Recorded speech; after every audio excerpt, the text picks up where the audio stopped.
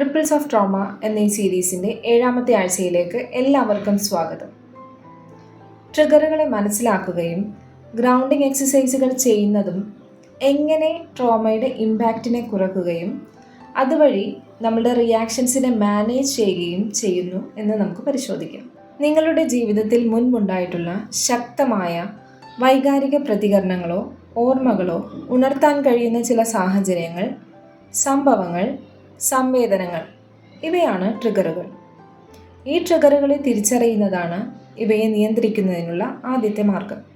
ട്രിഗറുകൾ കൈകാര്യം ചെയ്യുന്നതിന് നിങ്ങളെ സഹായിക്കുന്ന ഒരു ഫലപ്രദമായ മാർഗമാണ് ഗ്രൗണ്ടിങ് എക്സസൈസുകൾ.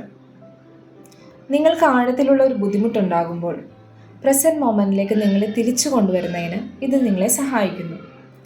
നിങ്ങൾക്ക് വളരെ എളുപ്പത്തിൽ ചെയ്യാൻ സാധിക്കുന്ന വളരെ ലളിതമായ ഒരു ഗ്രൗണ്ടിങ് എക്സസൈസിലൂടെ ഇപ്പോൾ നമുക്ക് പോകാം. 5, 4, 3, 2, 1 എന്നാണ് ഈ ഗ്രൗണ്ടിങ് എക്സസൈസിൻ്റെ പേര്. നിങ്ങളുടെ ഇന്ദ്രിയങ്ങളിൽ ശ്രദ്ധ കേന്ദ്രീകരിച്ചുകൊണ്ട് പ്രസൻറ്റ് മൊമെൻറ്റിലേക്ക് നിങ്ങളെ തിരിച്ചു കൊണ്ടുവരികയാണ് ഈ എക്സസൈസിലൂടെ ചെയ്യുന്നത്.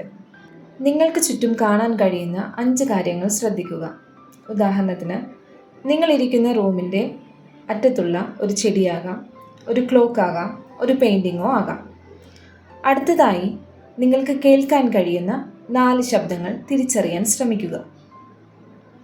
മൂന്നാമതായി നിങ്ങൾക്ക് സ്പർശിക്കാൻ കഴിയുന്ന, അതായത് നിങ്ങളുടെ ശരീരത്തിൽ അനുഭവപ്പെടുന്ന 3 കാര്യങ്ങൾ ശ്രദ്ധിക്കുക.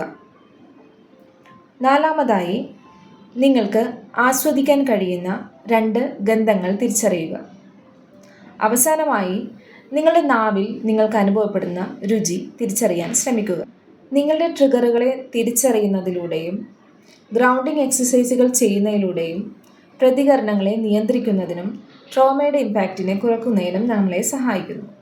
ഉദാഹരണത്തിന്, ഒരു കാർ ആക്സിഡൻറ്റിന് ശേഷം വലിയ ശബ്ദങ്ങളോട് ഭയവും ഉത്കണ്ഠയും പ്രകടിപ്പിക്കുന്ന ഒരു കുട്ടി അങ്ങനെയൊരു സാഹചര്യം ഉണ്ടെന്ന് മനസ്സിലാക്കുന്ന പക്ഷം വീടിനുള്ളിൽ തുടരുകയോ നോയിസ് ക്യാൻസലേഷനുള്ള ഹെഡ്ഫോണുകൾ ഉപയോഗിച്ച് പാട്ട് കേൾക്കുകയോ ചെയ്യാം. ഇനി അഥവാ അൺഎക്സ്പെക്റ്റഡ് ആയിട്ടുള്ള സിറ്റുവേഷൻസിലാണ് ഇങ്ങനെ ഒരു ശബ്ദം കേൾക്കുന്നത് എന്ന് വിചാരിക്കുക. സ്വയം ശാന്തമാകാനായി ഡീപ് ബ്രീത്ത് ചെയ്യുകയോ ചുറ്റുമുള്ള കാര്യങ്ങളിൽ ശ്രദ്ധ കേന്ദ്രീകരിക്കുകയോ ചെയ്യാം. Thank you for joining us today. അടുത്ത ആഴ്ചയിൽ മൈൻഡ്ഫുൾനെസ് ആൻഡ് മെഡിറ്റേഷൻ എന്നിവ എങ്ങനെ ട്രോമ ഹീലിങ്ങിന് നമ്മളെ സഹായിക്കുന്നു എന്ന് മനസ്സിലാക്കാം. Take care and see you next time.